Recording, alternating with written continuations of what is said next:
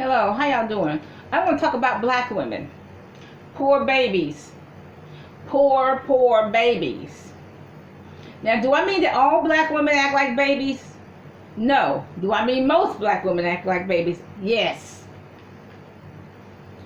Do I expect black women to act in a certain way? Yes.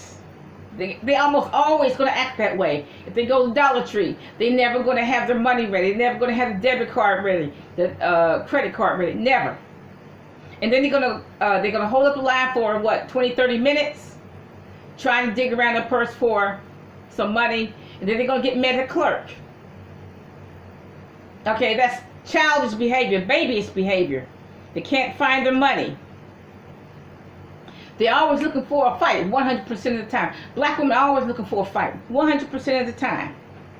I went up to a copy place. There were two black women and a black man holding up the copy machines. They were there for 20, 30 minutes. And, copies should take less than 2 minutes to do. So I got tired of waiting and I went to the front desk. And so black woman comes up to me and says, I'm not finished with my machine yet. Now, did I say anything to her? No, I just went to the front desk to get my stuff copied. Okay, because they were holding up the machine. But not wanting to make a scene at Kinko's. I didn't say anything, but I got my stuff copied. But you see how black women are always looking for an argument, always looking for a fight. At trivial stuff. A copy place. Now, black women do act like babies. What does a baby act like? They're going to holler, scream, blow snot until you give them what they want, which is usually a bottle, or they want to take a bath or change, okay? Okay, now black women act this way whether they're in public, a restaurant. It doesn't matter whether they are, they holler and scream and blow snot. They do it in public, whether they are on a bus, train, whatever, in a cab, okay? At Dollar Tree and Family Dollar and Dollar General, okay? They're going to act this bad no matter where they are. They're going to act like out of control babies. Out of control children. You take like around Christmas time, this kid, he just holler, scream, blow snot because his mother wouldn't buy him some type of electronic toy. Okay, and you know what? I saw a little girl acting this way because her mother didn't buy her toy. And they did that for these two kids did that for like 10, 20 minutes. Holler, scream, doing that, all that, tears and everything, just stupid stuff. Now that could have come from slavery. Black women had no control over their bodies during slavery. They weren't allowed to name their children. So all that pent up anger could have just passed down to the generations up until now. And so what do black women do? We scream, holler, and cuss, and until we get our way. We didn't get our way in slavery, but we're gonna try to get our way now. Okay, in every situation. And you see black women hollering and screaming no matter what culture it is, whether it's Africa, Caribbean, South America. Black women holler, scream, and blow snot. And because they're not getting their way. And they're going to holler and scream until they get their way. And then this behavior is passed down to children and grandchildren, great-grandchildren, even up until now. Even now, during this pandemic, excuse me, during this pandemic, black women are hollering, screaming, no, I'm not going to pay the rent. I'm going to live in this apartment or house for free. I'm not going to pay the rent. And they're going to holler, scream, blow snot in the landlord's face until the landlord just gives up. Now, I come from a family of screamers.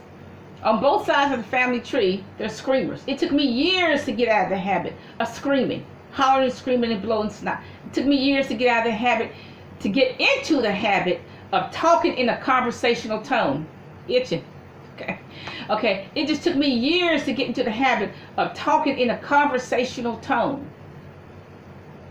And just explaining the problem and saying please and thank you. And so now it's just second nature. But it took me years to get into that habit and to stop this screaming and hollering.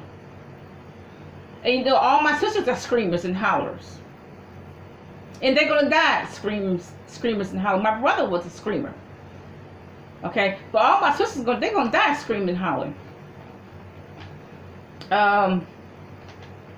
Now, black guys in the street are screaming and hollering, where's my $25? Pow! Where's my $30, which is not enough for gas? Pow! I'm gonna kick your butt, boy, or better yet, I'm gonna shoot you, because I need my $30. Pow! Okay? Black guys are screamers in the street.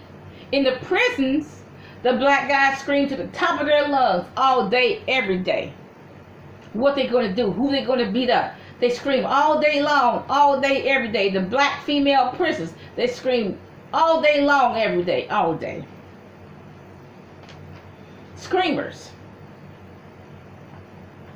Okay, you know, during slavery, the white man didn't give us our way, and so we're gonna scream and holler now until we get our way, and we're not gonna get our way now either. Now we're not gonna get our way in the streets either, because in the street you don't have any way to get. Okay, it's not your way or the highway in the streets. And one thing you have to understand: everything is spiritual. Clothes are spiritual. Everything is spiritual.